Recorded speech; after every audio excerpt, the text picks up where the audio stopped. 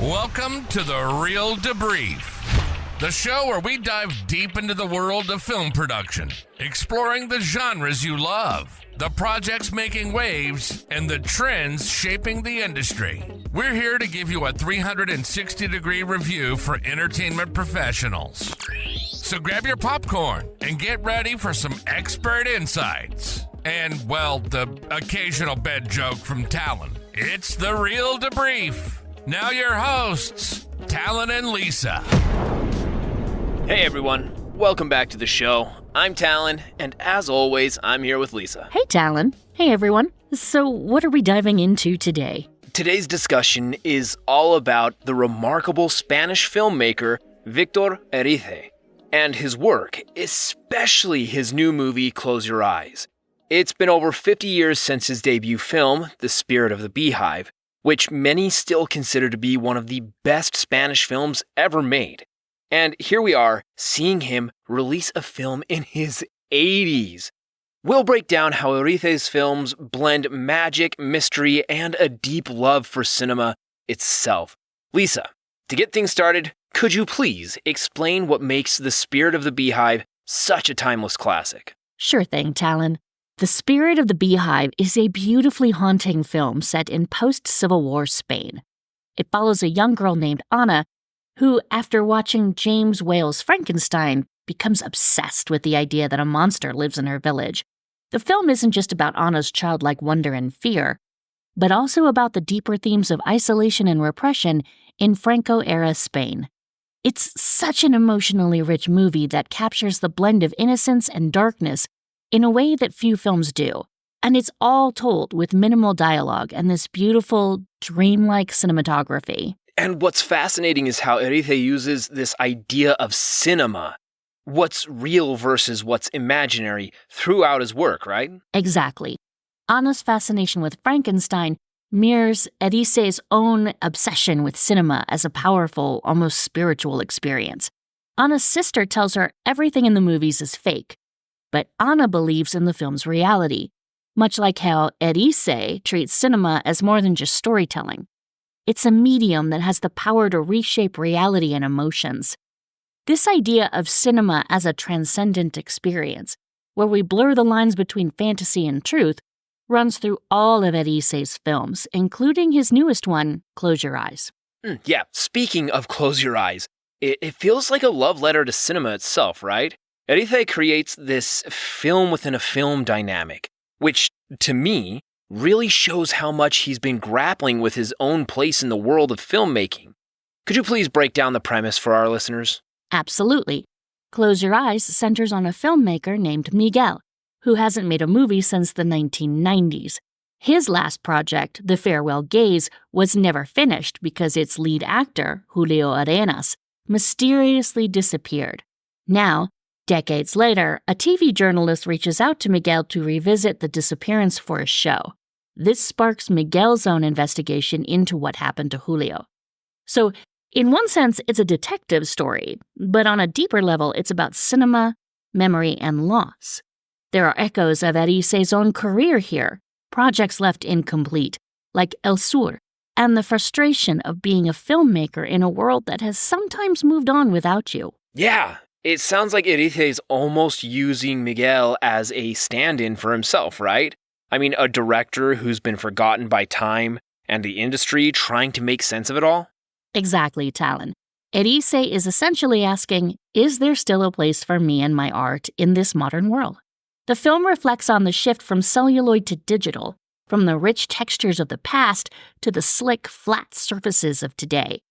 There's this tension throughout the movie between these two visual styles, as if Erice is trying to reconcile his past works with the present day. One thing we should highlight, Lisa, is how The Spirit of the Beehive tapped into a collective sense of repression in Spain.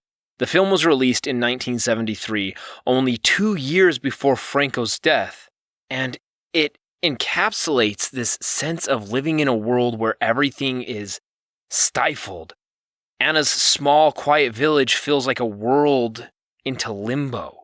I mean, there's so much going unsaid, which also reflects how Spaniards often had to live in silence during Franco's regime. Absolutely. There's this eerie silence in the spirit of the Beehive, right?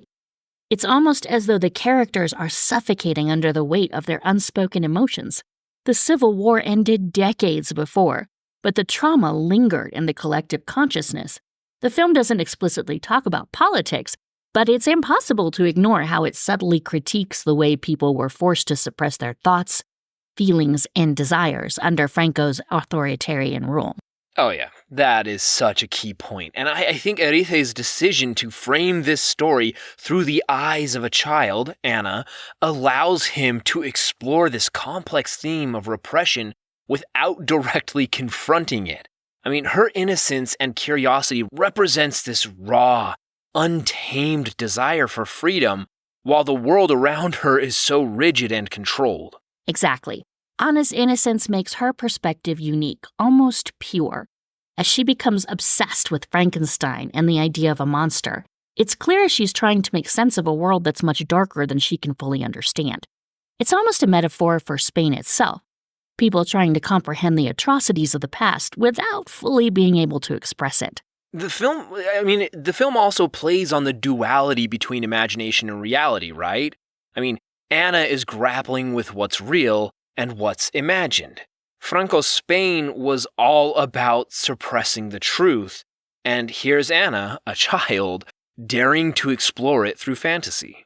Yes, Anna's search for the monster becomes symbolic of a deeper search for meaning and truth in a world that's denied her both. The way the spirit of the Beehive blurs the lines between reality and fantasy is a testament to Erice's genius, and that genius is something we see him return to in Close Your Eyes. I would say one of the key themes across all of Erice's work is memory, both personal and national. The spirit of the Beehive deals with Spain's repressed memories of the Civil War and Franco's dictatorship, but Close Your Eyes feels even more introspective. What's your take on how Erice uses memory in this film? That's such an important part of his work, Talen. In Close Your Eyes, memory is portrayed as something fragmented and unreliable. Miguel, the protagonist, is trying to piece together the mystery of his friend Julio's disappearance, but his investigation is constantly clouded by the passage of time. Just like in real life, memories fade, they change, and they become unreliable. Right. And I think that's one of the most moving aspects of Close Your Eyes. It's not just about trying to solve a mystery, it's about confronting the limits of memory. No matter how hard Miguel tries to hold on to the past, there are things that will remain elusive forever. In a way, the film is a meditation on loss, both personal loss and the loss of a shared cultural memory. Absolutely. And that's something we've seen Erice explore in El Sur as well. That film, like Close Your Eyes, was also unfinished, and yet, even in its incomplete form, it's an exploration of memory and nostalgia. Both films deal with characters trying to understand their past, but finding that their memories are incomplete or distorted. Yeah, and it's fascinating how Erice treats memory as something that can never fully be trusted. There's always this sense of ambiguity in his films, as if the truth is just out of reach. And that ambiguity creates a sort of emotional resonance, doesn't it? It's as though Erice is telling us that the more we try to hold on to the past, the more it slips away. Exactly. There's this tension between wanting to preserve memory and accepting that memory is always going to be incomplete. And in Close Your Eyes, Miguel's search for Julio is really a metaphor for his own struggle with this tension. He's not just searching for his friend. He's searching for closure, for meaning, for a way to reconcile his past with the present. So let's talk about Ana Torrent, who plays Julio's daughter in Close Your Eyes. The fact that Erice cast Torrent, the same actress who played a young Anna in The Spirit of the Beehive, is so symbolic. What do you make of the connection between the two films? It's brilliant, really. Ana Torrent's role in The Spirit of the Beehive was so iconic, and to see her return in Close Your Eyes feels like a kind of cinematic full circle. In The Spirit of the Beehive, she represents innocence and curiosity, while in Close Your Eyes, she's a grown woman grappling with unresolved grief and a longing for answers. It's as if Erice is asking us to reflect on the passage of time, not just for his characters, but for his audience as well. It's almost like Erice is acknowledging that his audience has grown up alongside Anna Torrent. For those who watched The Spirit of the Beehive when it first came out, seeing her again in Close Your Eyes evokes a powerful sense of nostalgia, not only for the character she once played, but for the passage of time in their own lives. There's something very meta about it. It's as if we're watching both the character and the actress come to terms with how time changes everything. That is such a powerful observation, Lisa. And it also ties back to the theme of memory we've been discussing. Just as Miguel is searching for closure with Julio, Anna's character in Close Your Eyes is dealing with her own unresolved issues to her father's disappearance. It's almost like both of them are trapped in the past, trying to reconcile with memories that they can't quite hold on to or fully understand. Exactly. And there's this really poignant parallel between Anna Torrent as an actress and Anna, the character she played as a child. In The Spirit of the Beehive, she was a young girl who couldn't fully grasp the complexities of the world around her. Now, in Close Your Eyes, she's a grown woman still haunted by a mystery from her past. It's a very poetic way for Erice to reflect on time, loss, and the way our pasts continue to shape us long after we think we've moved on. I personally think it's fascinating to think about how this film might feel for people who've been following Erice's work from the beginning. Seeing Anna Torrent on screen again must feel like revisiting an old friend, but in a completely different context. Do you think that Close Your Eyes is Erice's way of revisiting his own cinematic past? Absolutely. It's almost as if Erice is revisiting The Spirit of the Beehive in a more mature, reflective way. There are so many echoes of his early work in this new film, but now it's imbued with the wisdom and melancholy that comes with age. It's like he's looking back on his younger self, on the themes he's always been drawn to: memory, time, loss, but with a deeper understanding of what those things really mean as you get older.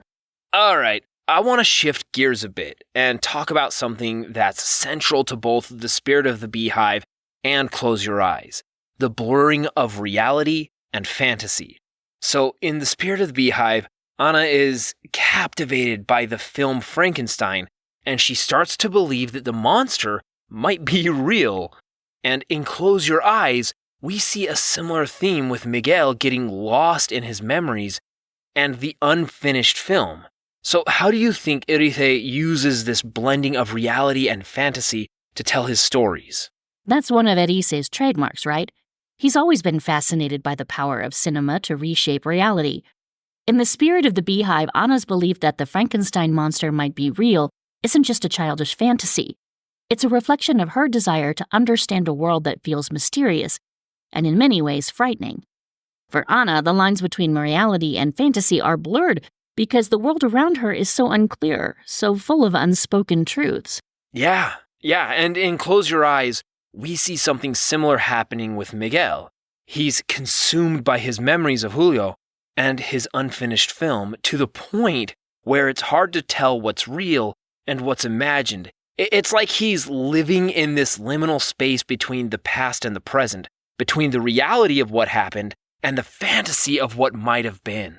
Exactly. For Erice, cinema isn't just a way to tell stories, it's a way to explore deeper truths about the human experience. In both The Spirit of the Beehive and Close Your Eyes, characters are grappling with the limitations of reality, and they turn to fantasy or memory as a way to make sense of things. But the more they rely on fantasy, the more disconnected they become from the real world. It's a delicate balance, and Erice handles it so beautifully. Man, there's something so universal about that struggle, isn't there? We all have moments where we retreat into our memories or our fantasies, especially when we're faced with difficult truths. And I think Erice really taps into that tension between wanting to escape into a dream and needing to confront reality. Exactly. And what's so masterful about Erice's work is that he doesn't offer easy answers. He lets his characters and his audience exist in that space between reality and fantasy. There's no definitive resolution, and that's what makes his films so emotionally resonant. We're left to grapple with the same questions as his characters. How much of our past is real? and how much of it is shaped by our own desires and fears. So, let's talk about the visual language of Close Your Eyes. We touched on this earlier, but one of the things that struck me is how Erice contrasts the old and the new, celluloid film versus digital. There's this tension between the rich, textured visuals of the past and the sleek digital surfaces of today. So how do you think this visual contrast plays into the themes of the film? It's such a fascinating choice, and I think it speaks to Erice's own ambivalence about the modern world. On one hand, Close Your Eyes is very much about memory, loss, and the passage of time, all themes that lend themselves to the warm, textured feel of celluloid. But on the other hand, the film is about trying to reconcile the past with the present, and that's where the digital visuals come in. There's a kind of coldness to the digital imagery that mirrors the disconnect Miguel feels from the world around him. I like that point. The celluloid scenes feel more alive, more connected to the character's emotions, while the digital scenes feel a bit more distant, almost like they're from a different world. I mean, it's as if Erice is using these two visual styles to represent the tension between nostalgia for the past and the reality of the present. Exactly, and it's not just about nostalgia. It's about the way the world has changed. For someone like Miguel, who grew up in the era of film, the shift to digital is almost alienating. It's a reminder that the world he knew is fading away, replaced by something that feels less tangible, less real.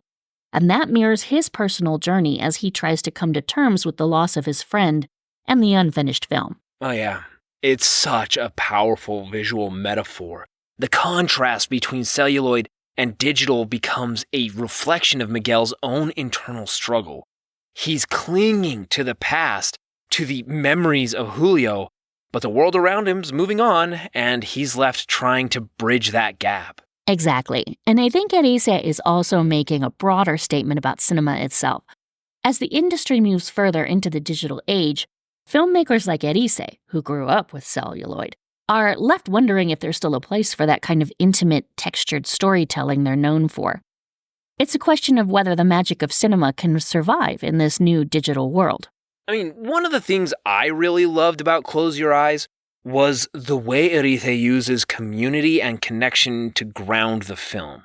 Despite all the themes of loss and isolation, there's this underlying warmth that comes from the relationships Miguel forms.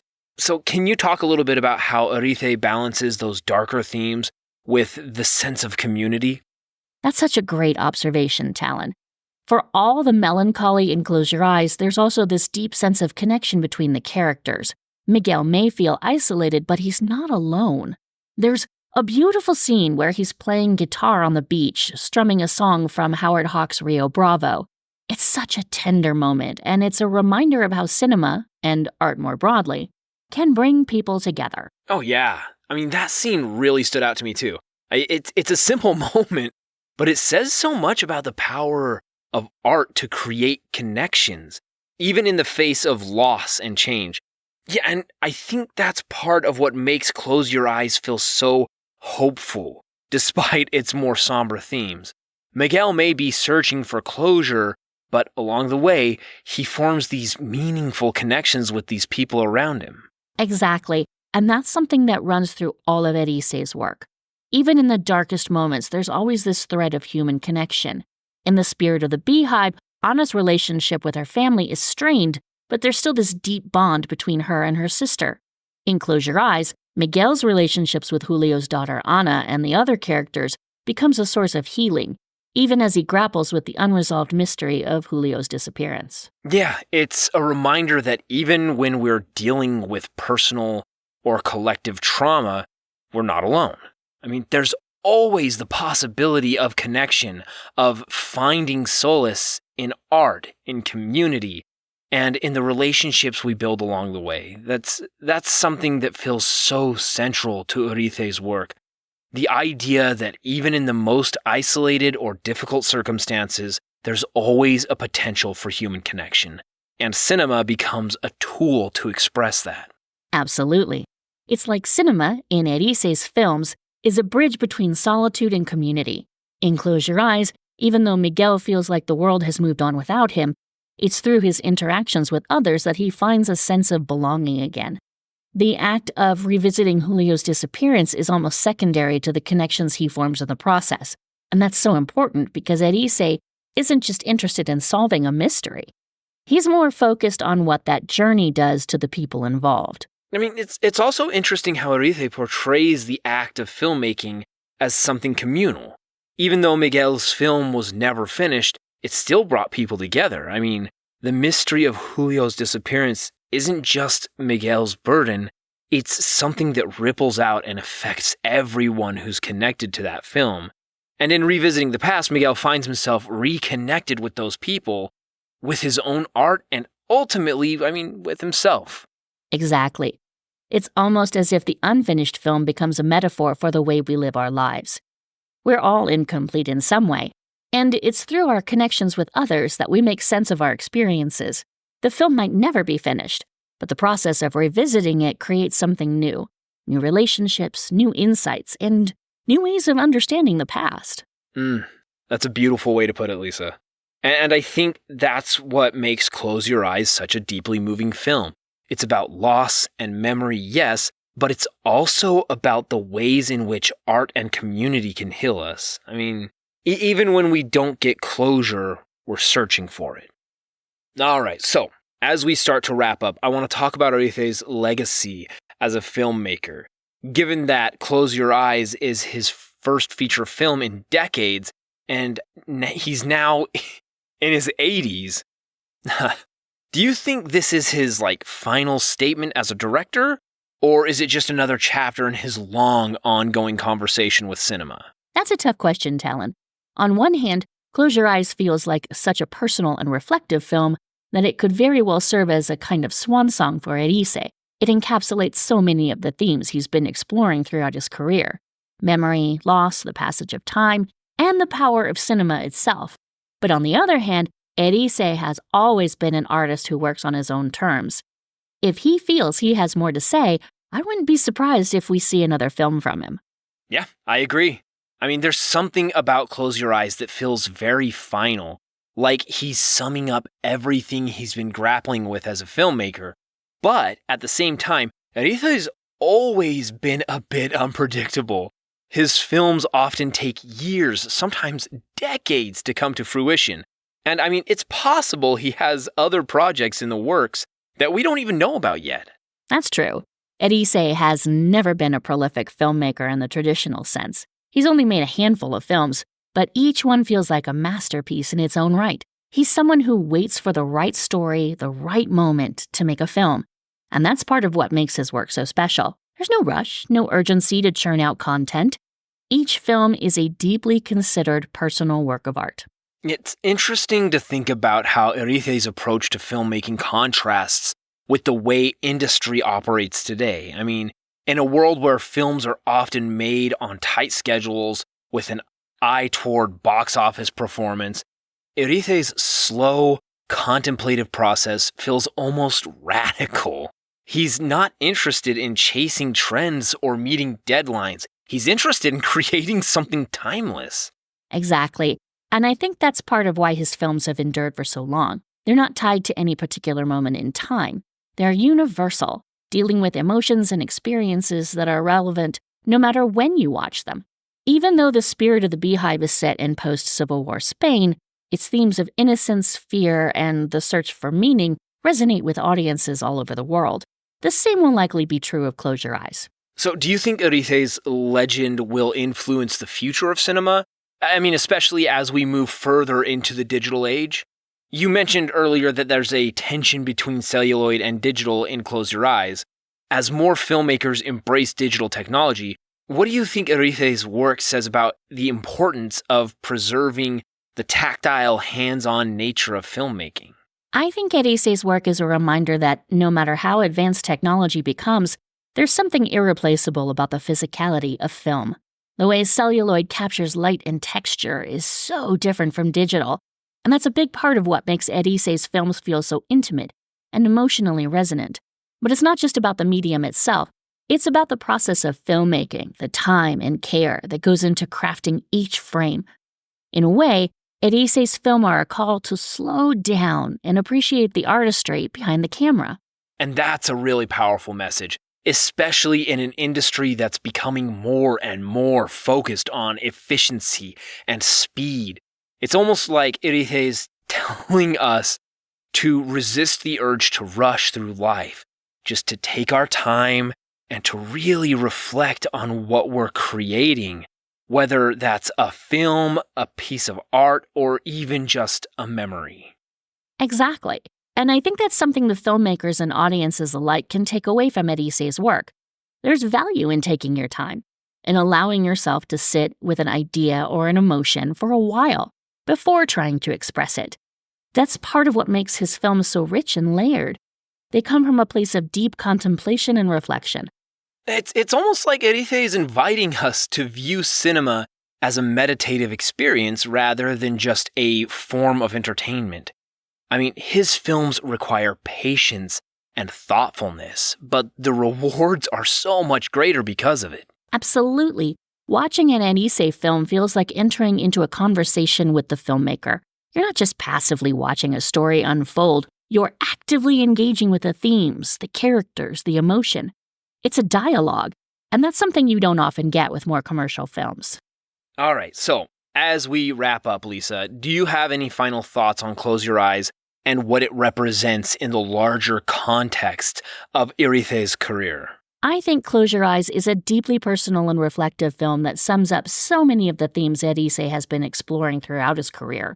It's about memory, loss, the passage of time, and the power of cinema to connect us with our past.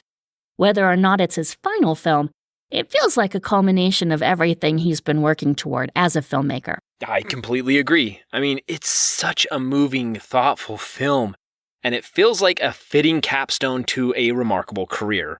Whether Erice decides to make another film or not, his legacy is already cemented as one of the greatest filmmakers of our time.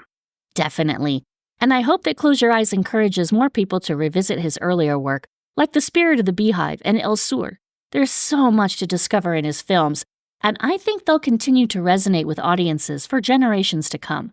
All right, well, that's all the time we have for today. Thanks so much for your insights, Lisa. And to our listeners, if you haven't yet explored the films of Víctor Erice, now is the time. Go check out The Spirit of the Beehive and Close Your Eyes. You won't regret it. Definitely. Thanks for tuning in, everyone.